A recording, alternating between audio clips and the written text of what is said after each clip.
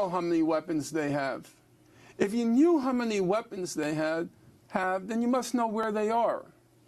And if you know where they are, then Israel would preemptively strike. If it's not preemptively struck, it's because it doesn't know anything about the weapons.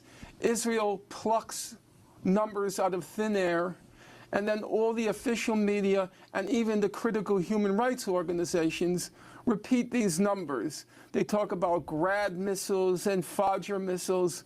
What is Gaza? What are its weapons? What is its arsenal? Let's take the last attack. We know exactly how much damage was done by these weapons. There were 5,000 so-called rockets and 2,000 mortar shells fired at Israel. So altogether, that's 7,000 projectiles. You know the damage done? Israel's Ministry of Foreign Affairs had a diary listing all the damage done each day. 5,000 rockets, 2,000 mortar shells, one house was destroyed. One house. How is it possible that 5,000 rockets and 2,000 mortar shells can only destroy one house? Well, let's get to the questions since we're here. The first question we have for you. So, Norman Finkelstein, you perhaps being one of the most canceled intellectuals in America because of your critiques of how the Nazi Holocaust has been used for various unscrupulous reasons, including giving cover to the state of Israel. Can you explain why such subjects, if broached, relegate one to cancellation, and the ways in which these subjects are questionably used in your eyes, particularly the Nazi Holocaust and its utility to certain segments of the Israeli apologists and otherwise, and why that discourse is so ready for cancellation? Well, I'm going to be candid with you. First of all, there are many sides to that question. I'll try to limit myself to the most important sides of the question. If you were to ask me why I got canceled, which is essentially your question on the issue of the Nazi Holocaust, I'll say the following things. Number one, ironically, I got canceled because I had a certain amount of immunity because I was Jewish. Now that might sound paradoxical to you. How could you get canceled if you had immunity? It was clear to everybody, or most people, that Jews who are powerful and they are rich, they're well organized, and they are powerful, and they are very rich, the richest ethno-religious group in the United States by a wide margin. You know, when I was growing up, the rich people were called WASPs, white Anglo-Saxon Protestants. Jews have completely, left them behind. A very wealthy ethnic group, always well organized. It's part of the Jewish culture to form organizations, to protect themselves, and to have an elaborate, let's call it, machinery at their disposal. So it was very hard for anyone who was not Jewish to say anything critical of Jews, because on top of all that I just described, the conventional elements of power, they had the Nazi Holocaust. You wrap yourself in the Nazi Holocaust, pretend to be a victim in the United States, and you have this group collective immunity. And it's very hard for an outsider to criticize them because you immediately get accused of anti-Semitism. On the other hand, it was completely obvious to everyone that Jews were using the Nazi Holocaust, that they were exploiting it for all sorts of political aggrandizement. Now, you will remember, Pascal, I assume you're the oldest in the group, but you may not be, may all be of the same age cohort. I'm older. I'm Generation X. I was born in 1968. Okay. So you'll remember a long, long time ago, Jesse Jackson at some point burst out, "I'm sick and tired of hearing about the Holocaust." And he got into a lot of trouble, even though he was simply saying what everybody else was thinking. "I'm sick and tired of hearing about the Holocaust." I'll give you one example which is very striking to me. And you'll forgive me for digressing, but sometimes digressions are illuminating.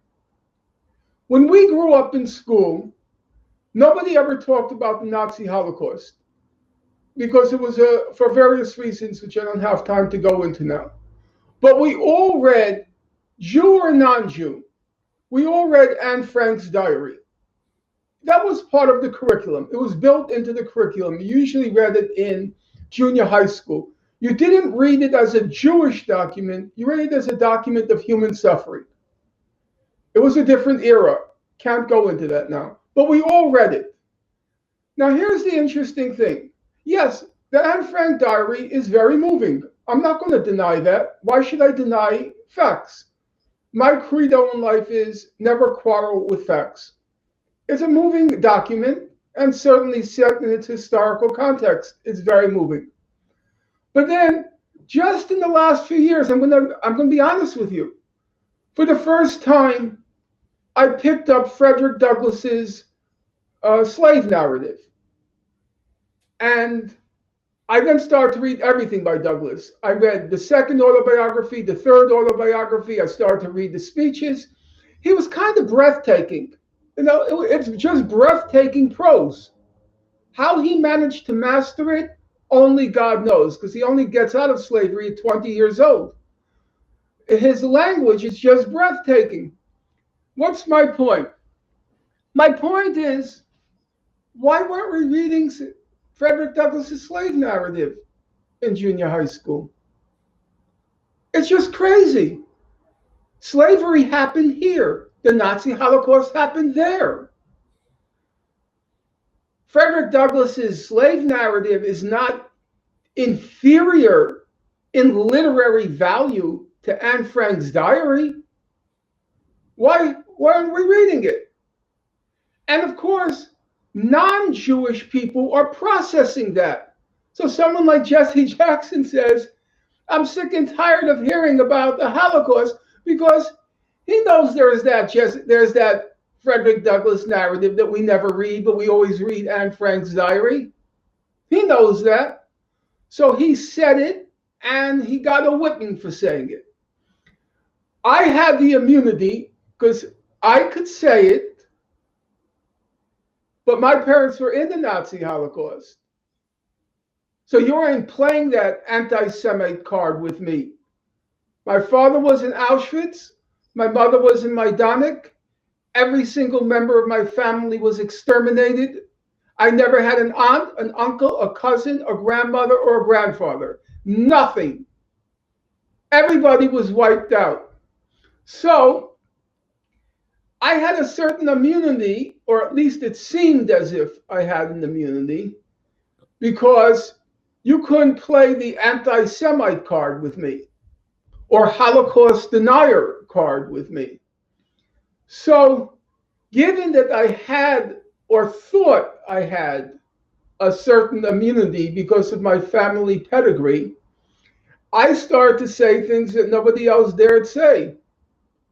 I mean, Jesse Jackson blurted out that comment in a moment of indiscretion, but I started to say it, to document it, to cite chapter and verse about how these crooks, these gangsters, hoaxers, and hucksters, as I called one chapter in my book, these hoaxers and hucksters were exploiting the Nazi Holocaust in order to protect Israel from legitimate criticism, and also in a kind of precursor to the Black Lives Matters grifters. They were engaging in a shakedown racket, pretending, just like the BLM grifters, pretending to represent needy Holocaust victims and going all over Europe, demanding billions of dollars in compensation for needy Holocaust victims, as they call them, and then took all the money and put it right into their pockets and right into their bank accounts, just like the BLM grifters. And I called them out on that. I knew the racket. I knew the survivors, of which there were only a few, weren't getting a dime of that money. There was a guy, his name, he's still around, Bert Newborn. He's a big shot, civil libertarian, ACLU, all the fancy liberal woke credentials. And he went around saying, I'm doing this pro bono for needy Holocaust victims. I'm doing it pro bono. He said, my daughter was a rabbinical student. She died prematurely of a heart attack, if my memory is correct. And I'm doing it in her memory. So you know how much this pro bono Holocaust huckster raked in? He raked in over $8 million. Over $8 million. I started to call him out. I walked around calling him the pro bono Holocaust huckster. So at a certain point, I became a problem. I became a problem because I knew too much. I had a kind of impregnable pedigree. You want to call me a Holocaust denier, which is what they started to call me. I would say, if I'm a Holocaust denier, I must be certifiably insane because my parents passed through it. So you're telling me I'm denying what happened to my parents? And so at a certain point, I had to be stopped. And I'm of the opinion that I wasn't stopped because of my politics. Because, in academia, you can say pretty much what you want. It's a crazy place, has no connection with the real world. At least the social studies. I'm not speaking about the natural sciences. To hear the rest of this show and more, you can find us at This Is Revolution Podcast, Apple Podcasts, Spotify, SoundCloud, Podbean, Pandora, and wherever else you get your podcasts. Also, you can catch a new episode on the Zero Books YouTube channel every Wednesday. This is Revolution.